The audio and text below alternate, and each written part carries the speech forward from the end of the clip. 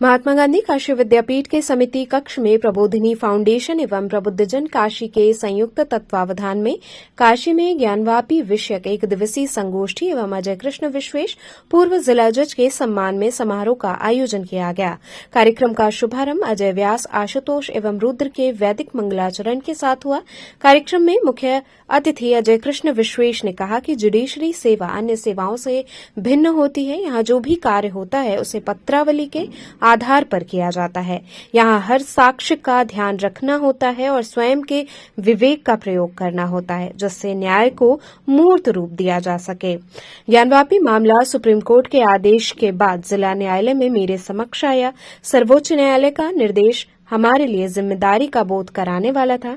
मैंने दोनों पक्षों को पूरा सुनने के बाद साक्ष्यों के आधार पर ही कोई आदेश पारित किया। उन्होंने कहा कि ज्ञानवापी केस का फैसला पूर्णतः सत्यता व पारदर्शिता पर आधारित है।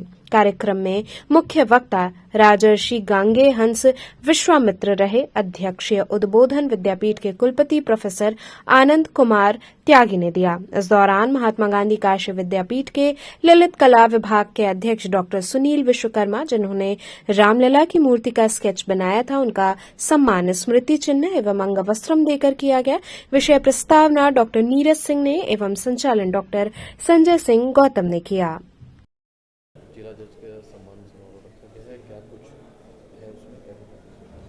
आज जो ज्ञानवापी का ऐतिहासिक जो फैसला जिला जज साहब ने जो दिया है उसके लेकर के आज उनका एक अभिनंदन समारोह यहाँ पे चल रहा है, किया गया है, अभिनंदन किया गया है।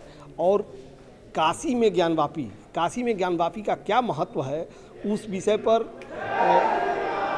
कई यहाँ पे विद्वान आए हुए हैं। वो सारे लोग अपना पक्ष रख रहे हैं।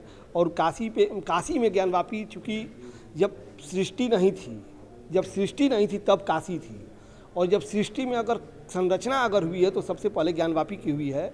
और उस ज्ञानवापी पे अगर संकट था, उस ज्ञानवापी में जो ज्ञानवापी का जो मूल था, उस मूल से अगर कहीं ना कहीं भटकाव था या कहीं ना कहीं दूसरे का कब्जा था, तो उस कब्जे पर ऐतिहासिक जो फैसला आया है उससे केवल काशी वासी ही नहीं, इस सृष्टि का हर जीव इससे प्रभावित होगा। क्योंकि अगर काशी जागृत होगी, अगर ज्ञानवापी जागृत होगी, अगर मणिकर्णिका जागृत होगा, तो उससे सृष्टि को ऊर्जा मिलेगी। क्योंकि सृष्टि को ऊर्जा ज्ञानवापी से और मणिकर्णिका से ही मिलता है।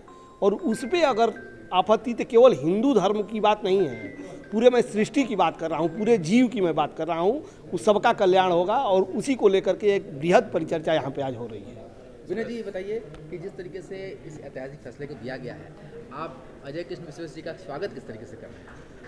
चूँकि वही मैं बताया कि इस सृष्टि में अगर सृष्टि पे कुछ भी अगर आया तो पहले ज्ञानवापी आई, पहले मणिकर्णिका आई। वहाँ पे भगवान विश्वनाथ ने सृष्टि की संरचना का प्रारंभ किया था। उस सृष्टि की, जहाँ की सृष्टि की संरचना का प्रारंभ हुआ, वहाँ पे अगर किसी भी प्रकार का अगर कब्जा था या अतिक्रमण था या किसी भी तरह से वहाँ पे आक्रांताओं द्वारा कुछ किया गया था, तो उस पर अगर कोई फैसला आया है और जो उसका मूल स्वरूप है, उस मूल स्वरूप में आप वापस आना, वो केवल हिंदू धर्म के कल्याण की बात नहीं है, पूरे सृष्टि की, पूरे मानव जगत की और पूरे जीव जंतुओं के कल्याण की बात है। और उस फैसले से काशी के ही लोग नहीं, केवल प्रबोधिनी फाउंडेशन के लोग नहीं, केवल प्रबुद्ध जन के लोग नहीं, इस पूरे धरती का कण में जान आ गई है। और सभी लोग इस फैसला को देने वाले का